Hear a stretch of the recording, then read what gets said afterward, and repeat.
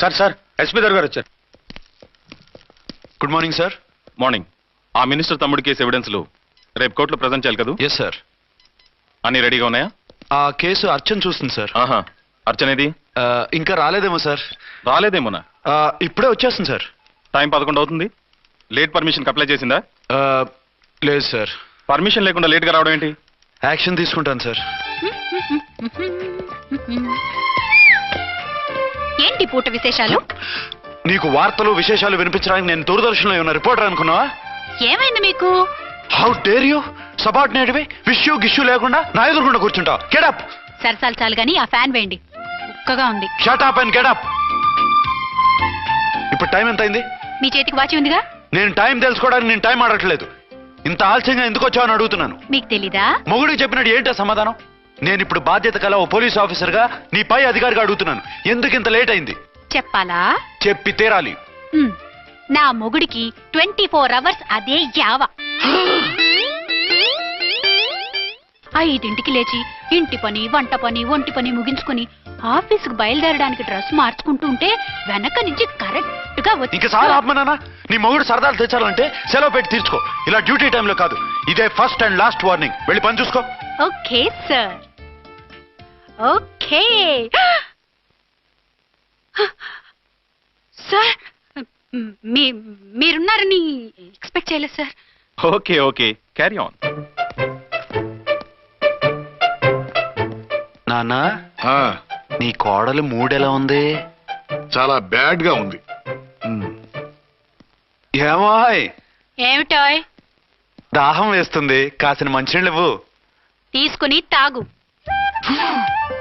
అర్చే, నీ చేత్తో కాస్త టీ ఇవ్వరా? వెళ్ళి పెట్టుకో. ఎందుకులే, ఒకేసారి భోంచేద్దాం. వంట ఏం చేసావు? వంట ఏం చేస్తాం? తింటాం. బ్యాలెన్స్ ఉంటే పని మనిషికి ఇచ్చేసాం. ఆహా, పతివ్రత అంటే నువ్వేనే. నాకు ఈ పూట ఆకలిగా ఉండదని ముందుగానే కనిపెట్టేశావు. వైఫా మజాకా? షటప్. నీది మంచి మనసు కాబట్టి ఆ మాటతో ఊరుకున్నావు. అదే ఇంకో పెళ్ళాం అయితేనా? మీకు ఇంకో పెళ్ళం కూడా ఉందా? చిచి చిచి చి, ఇంకోటి పెళ్ళాం అనబోయి ఇంకో పెళ్ళాం అనేసా. ఏంట్రా, కోపమా? కాదు, తాపం. అయితే నేను తీర్చేస్తాగా. నన్ను ముట్టుకోకండి. అయ్యో, ఏ పొద్దున ఎస్పీ గారి ముందు అంత బిల్డప్ ఇవ్వాలా? ఏదో ఒకటి సర్ది చెప్పచ్చుగా. అక్కడికి మీరేదో సిన్సియర్ అయినట్టు, నేను చావటం అయినట్టు. అంటే చట్టానికి ధర్మానికి అదేంటి కింద పడుకున్నావు? చట్టానికి ధర్మానికి విలువ ఇవ్వాలి కదా. మీరు సిఐ గారు, మేము ఎస్ఐలం. మీరు పైన ఉండాలి, నేను కింద ఉండాలి. చి చి చి చి చి చి. అది బయట చెప్పే డైలాగు. భార్యా బిడ్డల కన్నా బాధ్యత గొప్పది కాదుగా. ఇది ఇంట్లో చెప్పే డైలాగ్. పడగొట్టి పని గడుపుకునే మగమాటలు మాట్లాడకండి. మీ చేత తిట్లు చీవాట్లు తినే కర్మ నాకేం పట్టలేదు. ఎందుకు ఏడుస్తావు? ఇప్పుడు ఏమైందని? నేనెందుకు ఏడుస్తాను? ఆ తిక్కుమాలిన ఉద్యోగానికి రాజీనామా చేసి పారేస్తే ఏడవలసిన వాళ్ళు ఏడుస్తారు. ఆహా, ఆ పని మాత్రం చేయకేన అర్థంగి. దీనికి మాత్రం లోటు రాకూడదు. పెళ్ళానికి కోపం వచ్చినప్పుడే మొగుడికి మూడొస్తుందో? నాకే రావటం లేదు, వదలండి. నాకు వచ్చింది కదా, ఆటోమేటిక్ గా నీకు వచ్చేస్తుంది.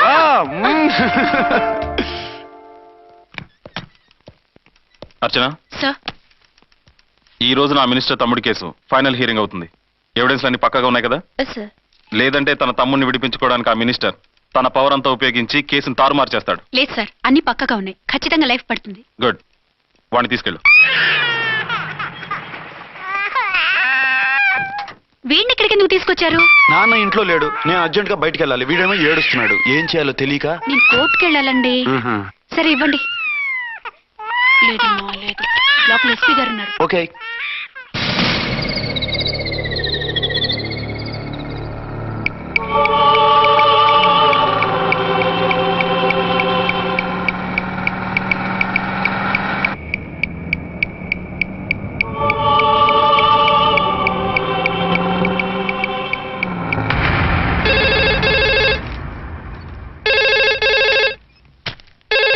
హలో.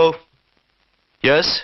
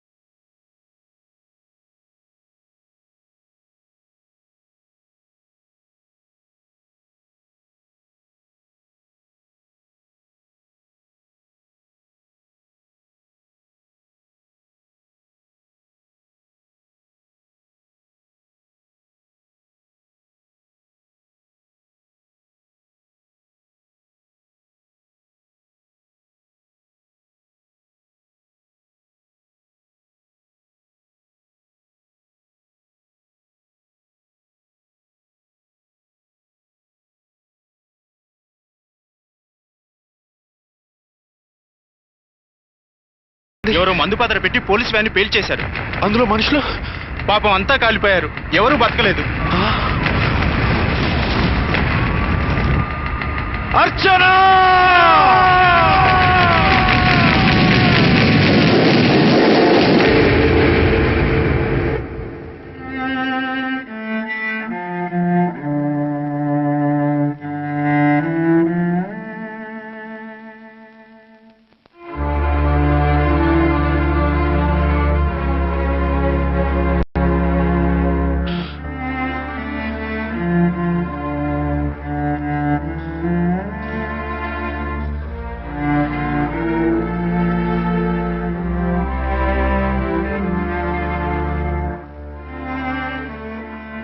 రెండేళ్లు పైనైంది వాళ్ళు నీకు దూరమై.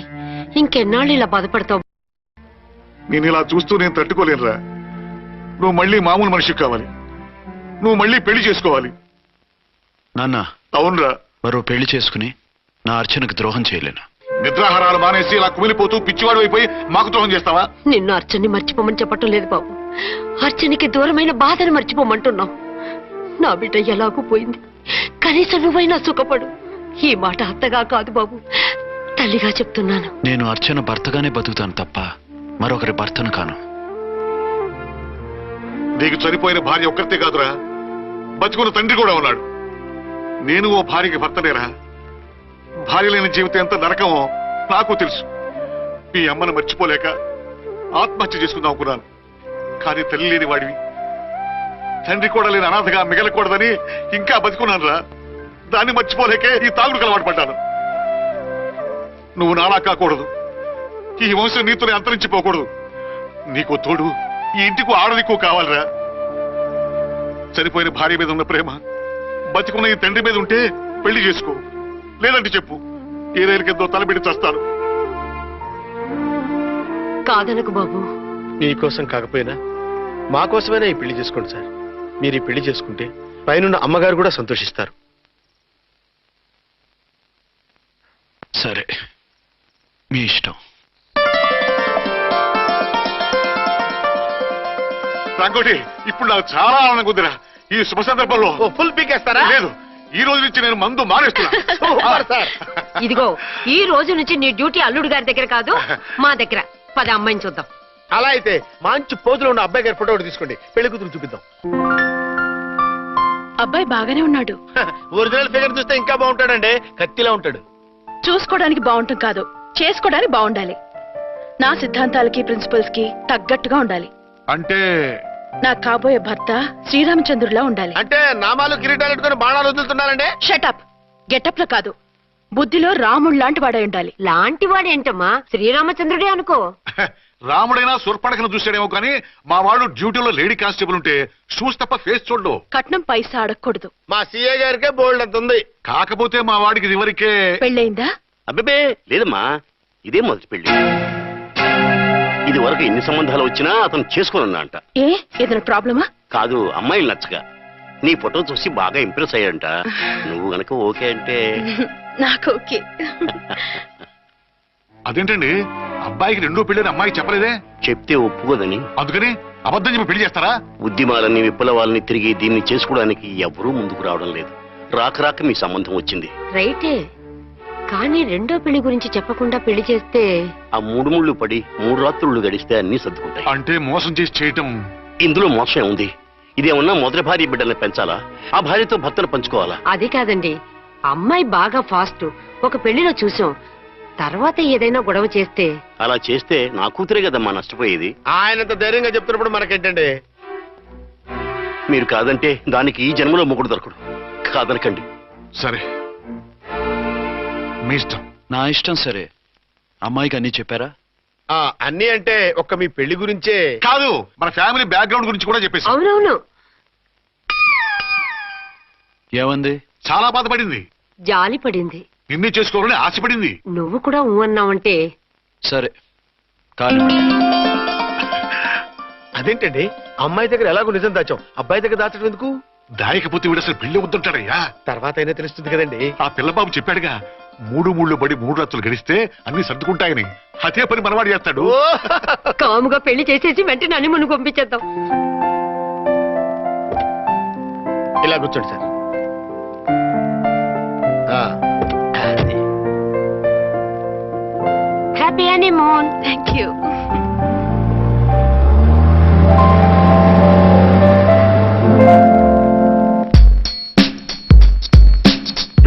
ఎంతైందిరా? 10,000. 10,000. అయితే ఓ పని చేయి, ఈ 1000 రూపాయలు ఇచ్చుకుని ఇదే 10,000 అనుకో. వెయ్యా ఆ. వర్కౌట్ అవుదండి. పోనీ ఓ పని చేయరా, ఈ బిల్డింగ్ రాసిస్తాను, వర్కౌట్ అవుతా? వర్కౌట్ అవుతుంది సార్. వస్తాను. సార్ ఏంటి సార్ ఇది చూడండి. ఇవి రాంకోటి వాడితో బేరాలంటాయా? ఇది ఒకటి ఇచ్చి పంపించు.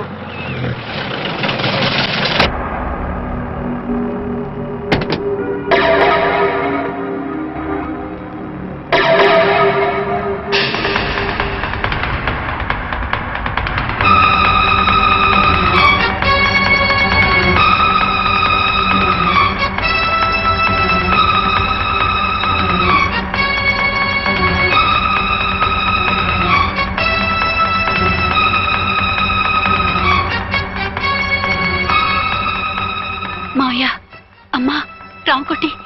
అచ్చనా, నువ్వు చనిపోలేదు మావయ్య, బతికే ఉన్నాను. ఆయన ప్రేమే నన్ను బతికించింది. బాబు మీ మనవడు. రే నాన్న, రారా రారా. ఇన్నాళ్ళు ఎక్కడున్నావు? మర్చిపోయావా? ఏమైపోయావు? ఆ వివరాలన్నీ తర్వాత చెప్తాను. ఆయనేరే లోపల ఉన్నారా? లేరు మేడం, ఏం ఆఫీస్కి వెళ్ళారా? ఊటీకి వెళ్ళారు. డ్యూటీ మీద వెళ్ళారా?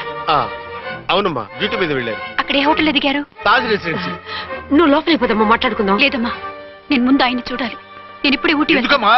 2-3 రోజుల్లో వాడు వచ్చేస్తాడు. 2 ఏళ్లు ఆయన చూడకుండా శవంలా బతికాను. ఇక 2 క్షణాలు కూడా ఆయన చూడకుండా ఉండలేను మావయ్య. అది కదమ్మా. నా మాట వినమ్మా.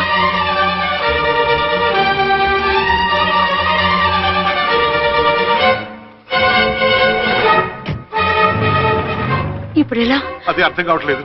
అల్లుడు గారికి మళ్ళీ పెళ్లి చేసామని బాధపడాలో, కూతురు బతికొచ్చిందని సంతోషపడాలో తెలియటం లేదు. నాకు అసలు ఏమీ అర్థం కావట్లేదు. ఈ టెన్షన్ నేను తట్టుకోలేను. వేసేస్తా, మళ్ళీ మందేసేస్తా. రామకోటి, అమ్మాయి గారు వచ్చేసారని, పెళ్లి విషయం తెలియనివ్వద్దని వెంటనే అల్లుడు గారికి ఫోన్ చేసి చెప్పు.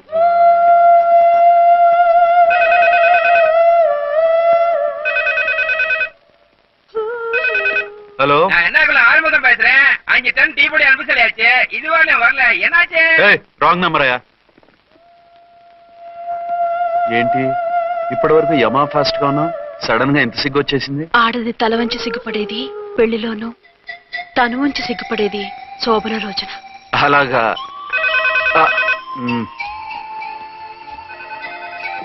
Hello, Send one large whiskey to room number 201. hey, this is not room service.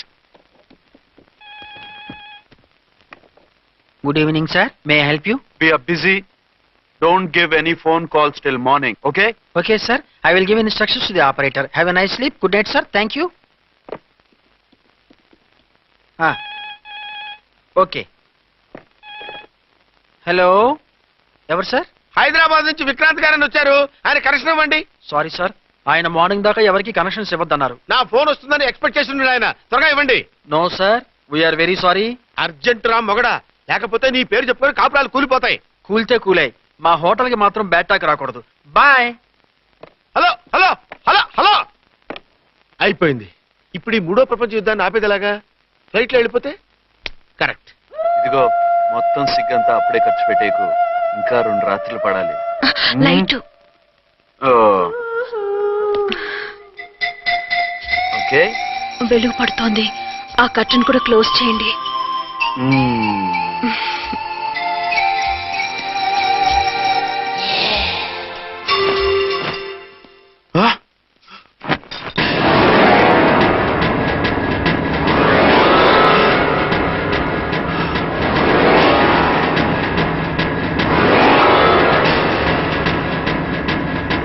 ఏంటలా తొంగి చూస్తున్నారు?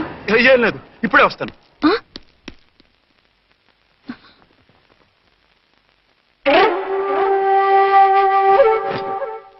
Excuse me. Yes. Will you please tell me the room number of Mr. Vikrant? Just a moment. అర్చన,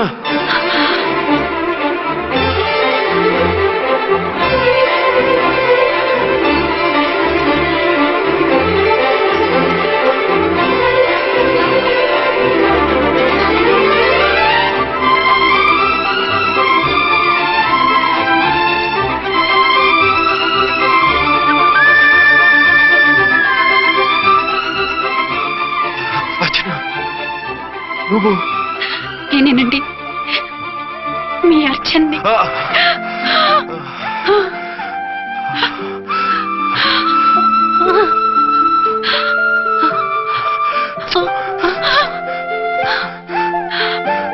మన బాబండి.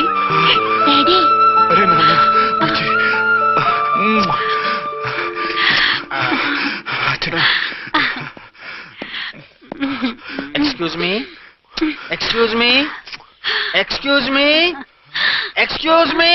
ఆ, ఇక్కడ బహిరంగ ముద్దుల నిషేధం, పక్క వాళ్ళకి ఇబ్బంది కదా, కొంచెం కంట్రోల్లో ఉండండి. Thank you, bye. రూమ్కి వెళ్తాం పదండి. పద. ఆ, అటొద్దు. ఏ అక్కడ ఎవరో ఉన్నారు. ఎవరు? తర్వాత చెప్తాను. నేను ఇంకో రూమ్ తీసుకొస్తాను ఉండు. మిమ్మల్ని ఎప్పుడెప్పుడు చూస్తానా, అసలు చూడగలనా అని భయపడిపోయాను. అసలు ఇన్నాళ్ళు ఎక్కడున్నావు, ఏమైపోయావు? ఆ రోజు మినిస్టర్ తమ్ముడిని తీసుకుని కోర్టుకెళ్తుంటే వాళ్ళ మనుషులు అటాక్ చేసి నన్ను బాబుని కిడ్నాప్ చేసి వ్యాన్ని పేల్చేశారు. దేనికి? సాక్ష్యాధారాలు లేకపోతే కేసు కొట్టేస్తారని. ఏదైనా గొడవైతే నన్ను అడ్డం పెట్టుకుని తప్పించుకుందామని. అంటే ఈ 2 ఏళ్ళు నన్ను బాబుని వాళ్ళ దగ్గరే బంధించుంచారు. మొన్న కోర్టులో ఆ కేసు కొట్టేశాక మమ్మల్ని వదిలిపెట్టేశారు. వాళ్ళు ఇప్పుడు ఎక్కడున్నారు? దేశం విడిచిపెట్టి పారిపోయారు. మీరెలా ఉన్నారు? నువ్వు లేకపోతే ఎలా ఉంటానో నీకు తెలీదా? కాకపోతే నువ్వు చనిపోయావు అనుకుని. హలో, నేనండి ఝాన్సీని. ఎక్కడున్నారు? ఇక్కడే పక్కనే ఉన్నాను. ఫస్ట్ నైట్ నా పక్కన ఉండకుండా ఆ పక్కన ఎక్కడ ఉన్నానంటారంటండి. త్వరగా రండి. అలాగే వస్తాను. ఎవరండి? మళ్ళీ వచ్చి వివరంగా చెప్తాను. ఉండు, వెంటనే వచ్చేస్తా.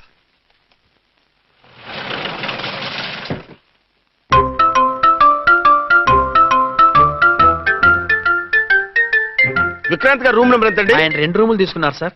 ఏ రూమ్ లో ఉన్నారండి? సారీ సార్, మాకు తెలియదు. తెలుగు ఆ మాత్రం తెలీదా? పైగా సూట్ ఒకటి.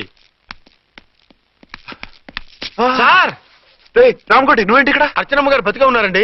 ఇప్పుడే వచ్చింది. కలిసారా? మీ పెళ్లి విషయం చెప్పేశారా? లేదు, ఇప్పుడు చెప్పాలి. వద్దు సార్, చెప్పొద్దు. ఏ? 2 ఏళ్లుగా తప్పించి కలవరించి ఎంతో ఆశగా మీకోసం వస్తే నేను 2వ పెళ్లి చేసుకున్నానని ఎలా చెప్తారు సార్? ఈ విషయం ఆవిడకి తెలిసి తట్టుకోలేదు సార్. దివ్య భారతిలో మేడం నుంచి దూకి చచ్చిపోతుంది సార్. నిజమే, తను చాలా సెన్సిటివ్. అయితే ఝాన్సీకి చెప్తా. అది ఇంకా డేంజర్ అండి. ఏ? తనకి నా గురించి మొత్తం తెలుసా? ఆవిడకి అసలు ఏం తెలియదండి బాబు. మీరు ఫస్ట్ హ్యాండ్ అని ఆవిడకి అబద్ధం చెప్పి పెళ్లి చేశాం. అదేంటి? పెళ్లి ముందు చెప్పన్నాను, చెప్పామని చెప్పారు. చెప్తే ఆవిడ చేసుకోదు, మీరు చేసుకోరని అలా అబద్ధం చెప్పాం.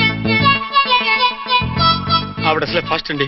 ఈ నిజం తెలిస్తే పెళ్లి మీద పెళ్లి చేసుకున్న దొంగ సీ అని పేపర్లో వేయించి దాని కింద మీ ఫోటో వేస్తుంది. ఆ ఆవేశంలో సూసైడ్ చేసుకున్నా చేసుకుంటుందండి. సార్ 206 లో ఉన్నవాడు మీకు అవుతారు. ఆవిడ మా ఆవిడే. ఆవిడ మిమ్మల్ని పిలుస్తున్నారు సార్. అలాగే సార్, రూమ్ నెంబర్ 306 లో ఉన్నవాడు మీకు అవుతారు. ఆవిడ మా ఆవిడే. మిమ్మల్ని రమ్మంటున్నారు సార్. ఆవిడ పిలుస్తుంది, ఈవిడ పిలుస్తుంది. నేను ఎటే వెళ్ళాలరా? ఇద్దరి దగ్గరికి వెళ్లకుండా వేరే రూమ్ తీసుకొని రెస్ట్ తీసుకోండి. మెంటల్ పీస్ లేకపోయినా మెంటల్ లేకుండా ఉంటుంది.